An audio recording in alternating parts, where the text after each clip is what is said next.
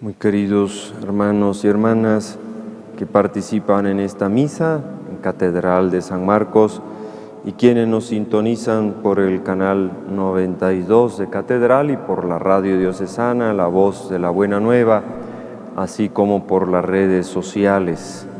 Un saludo cordial y fraterno para todos en este segundo domingo de Pascua o domingo de la Divina Misericordia, en que concluimos estos 8 días de la octava de Pascua y continuamos hasta el domingo de Pentecostés con la alegría y el mensaje de la vida nueva de Jesús resucitado. En esta Eucaristía, entre las distintas intenciones de acción de gracias, pues deseo resaltar, porque es un acontecimiento muy particular, darle gracias a Dios por los 150 años de fundación de las Hermanas Escolares de San Francisco y los 50 años de presencia en Guatemala, y agradecerles su presencia en la diócesis y en el campo de la salud, en el que colaboran ayudando a mejorar la vida que el Señor quiere de nosotros.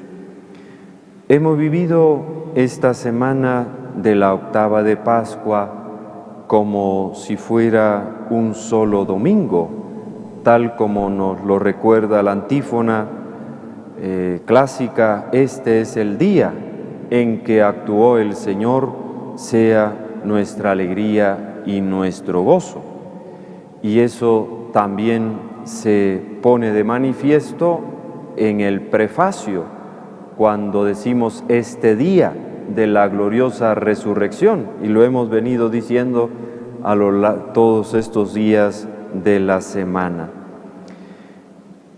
La palabra de Dios que hemos escuchado nos presenta la fe en el resucitado como fruto de un encuentro personal y una experiencia que reanimó la fe y la vida de los apóstoles y de los discípulos, los transformó en personas nuevas, valientes y sin temores, las liberó del miedo y la cobardía, como estaban encerrados por miedo a los judíos en el cenáculo de Jerusalén, y les impulsó a anunciar la buena noticia y a dar testimonio de Jesús muerto y resucitado.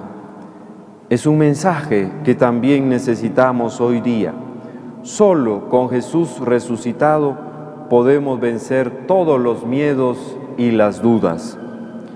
Lamentablemente, en nuestra realidad prevalece más como el viernes de dolores que el domingo de resurrección, por tantas situaciones que afectan una vida digna y humana en defensa de derechos humanos.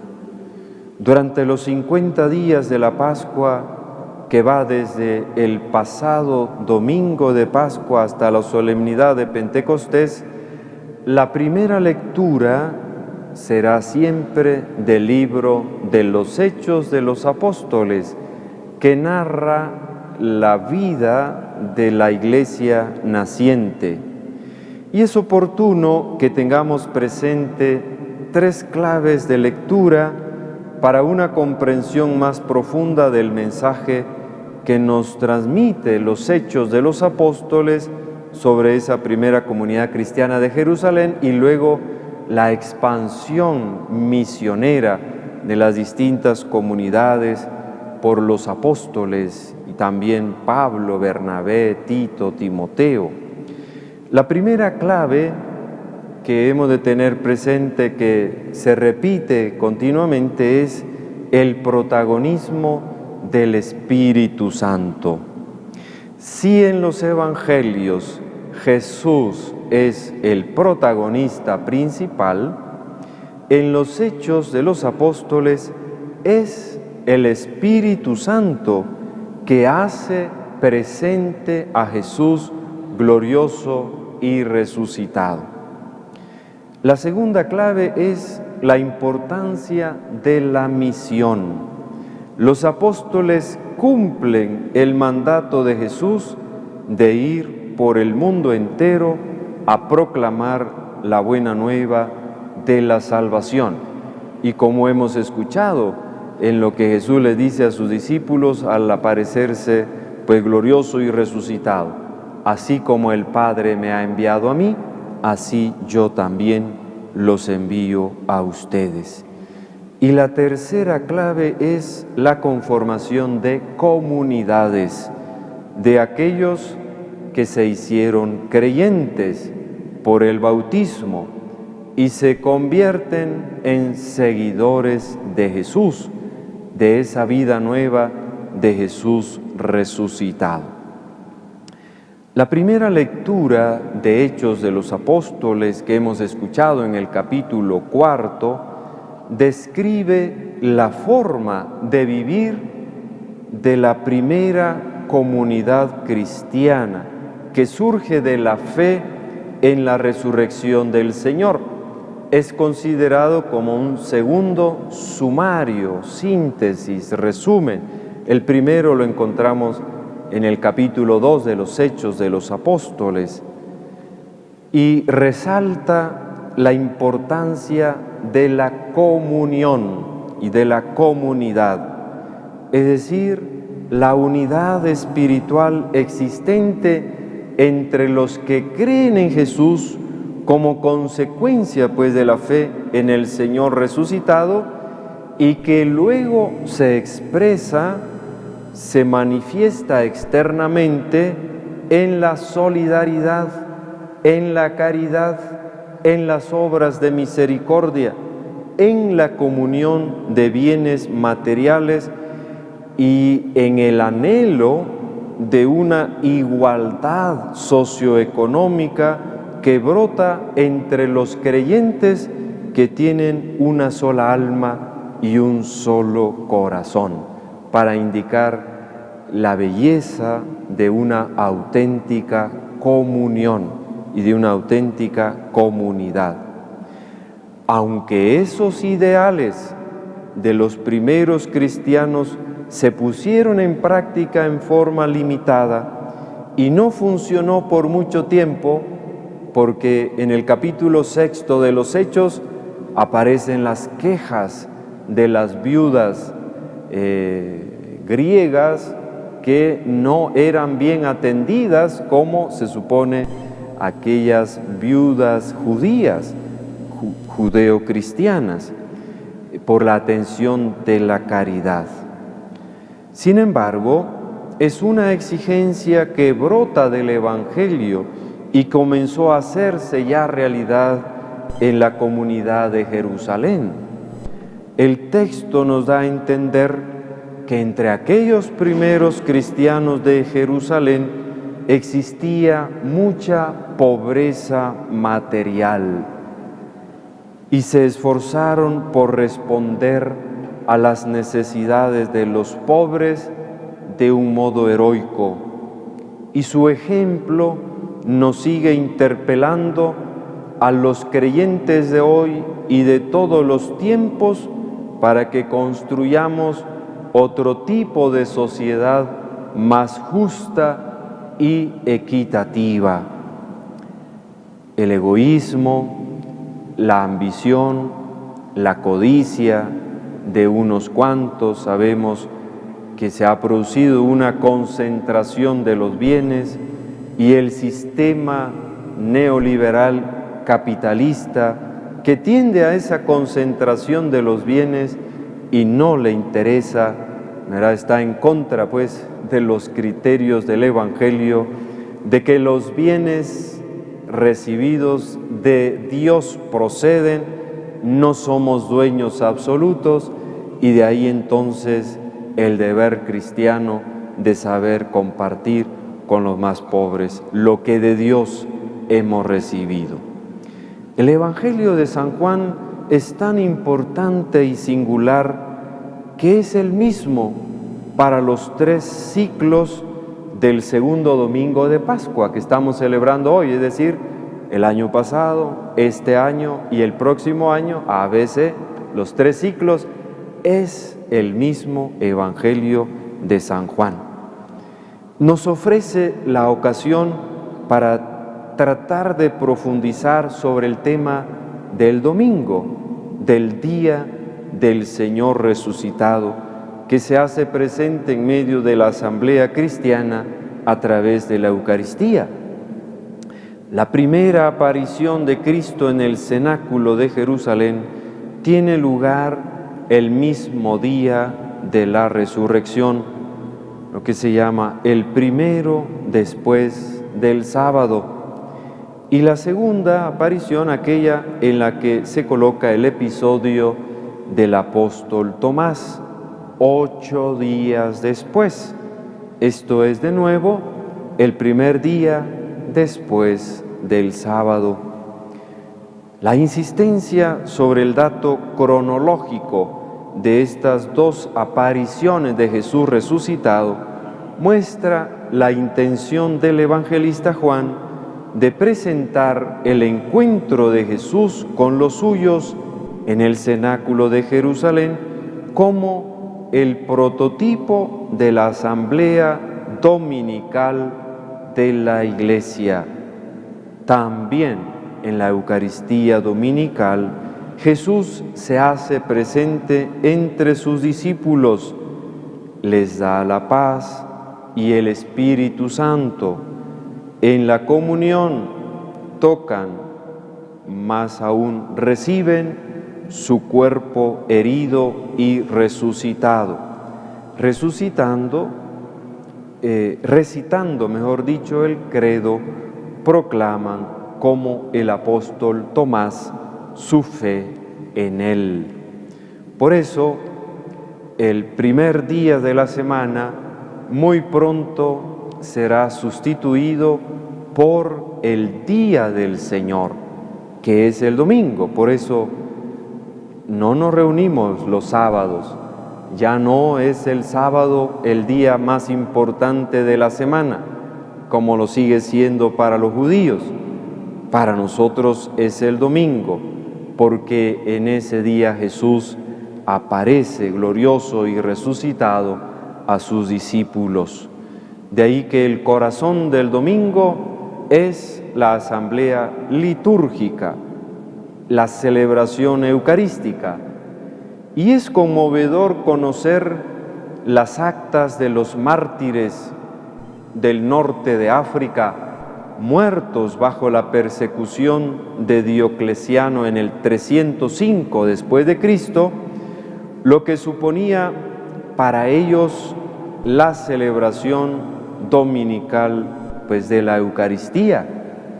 Al juez romano que los acusaba de haber desobedecido la orden del emperador de no celebrar reuniones, los mártires dijeron más o menos esto: el cristiano no puede pasar sin la Eucaristía y la Eucaristía sin el cristiano. Para nosotros ahora, sin el católico. El sentido profundo de esta frase es: no podemos vivir cristianamente y auténticamente sin la celebración dominical de la Eucaristía. Aquellos primeros cristianos eran obligados a que no se reunieran el domingo para la Eucaristía. Ahora para nosotros no hay, ¿verdad?, ninguna persecución. Queda en la mente y en la conciencia de los católicos. Si tuviéramos presente lo que dice uno de los mandamientos de la Iglesia sobre el precepto dominical, no tendríamos espacio para todos. Pero más que insistir sobre la obligación, debemos insistir sobre la necesidad que tiene un verdadero católico de comulgar con el cuerpo y la sangre del Señor. Y si no se puede comulgar sacramentalmente, por eso se hace siempre la comunión espiritual. La participación en la Eucaristía ha de ser el corazón del domingo, un compromiso irrenunciable de vivir no solo para cumplir un precepto, el precepto dominical, que en realidad también, ¿verdad? Si no lo cumplimos, si no hay motivos para ello, de viaje, de enfermedad, de ancianidad, de no poderse mover, pues tendríamos que confesarnos cuando no participamos un domingo en la fiesta del Señor. Es pues un compromiso irrenunciable y una necesidad para vivir auténticamente como buenos cristianos, como buenos discípulos misioneros de Jesús. Es por eso que a veces he usado la imagen de la desnutrición infantil, que es muy dura y dramática, porque muchas veces condiciona el futuro de esos niños en el coeficiente intelectual. Pero me pregunto, ¿cuántos católicos también sufren de desnutrición espiritual? Y por eso es que pues no damos un buen testimonio como seguidores de Jesús, porque no conocemos su palabra, no conocemos las enseñanzas de Jesús, no conocemos los valores del reino de Dios que Jesús vino a enseñarnos para ponerlos en práctica, del amor, la reconciliación, el perdón, la paz, la fraternidad, la justicia, la solidaridad, la defensa de la vida. Todos esos son valores del reino de Dios.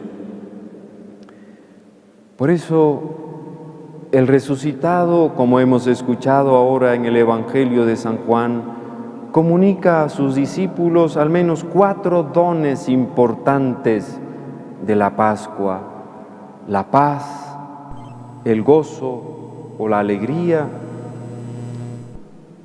la misión y el Espíritu Santo. El gozo y la alegría es uno, como los discípulos se llenaron de alegría al ver a Jesús. El saludo de Jesús, que no era solo un saludo como de cortesía, como ha quedado como saludo, ¿verdad?, en la Eucaristía. No era solo un saludo de cortesía, sino esa paz que Jesús transmite a sus discípulos cuando en 2 ocasiones les dice: la paz esté con ustedes. Es porque en el corazón de los discípulos todavía existía temor, miedo por las persecuciones de los judíos, existía confusión de lo ocurrido el Viernes Santo con la muerte de Jesús en la cruz, estaban desconcertados, tenían muchas dudas. Jesús había anunciado su resurrección, pero es un acontecimiento totalmente novedoso que lo irán asimilando paulatinamente, y el encuentro con el resucitado va a llenarles de paz su corazón.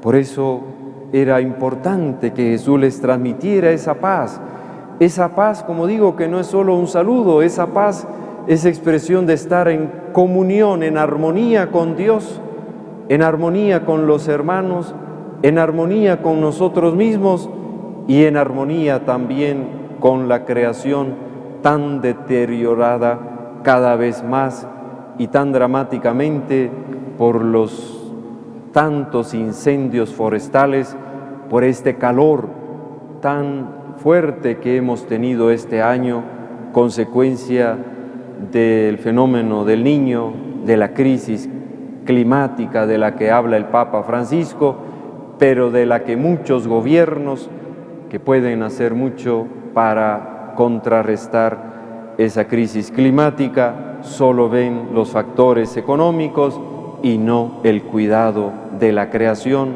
de la casa común, como llama el Papa Francisco al planeta Tierra, que de eso depende también la vida humana en el planeta.